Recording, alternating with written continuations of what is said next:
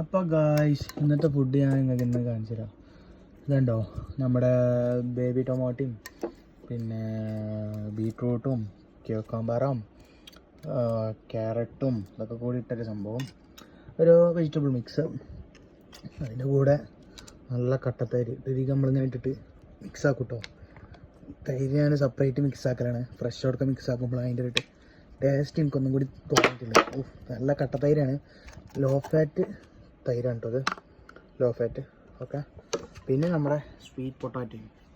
അപ്പോൾ അതൊക്കെ ഇങ്ങനെ മിക്സ് ആക്കിയിട്ട് ഞാൻ പട്ടപ്പട്ട വെച്ചിട്ട് ഇങ്ങനെ കേക്ക് കേട്ടോ. നല്ല ടേസ്റ്റാണ് കേട്ടോ.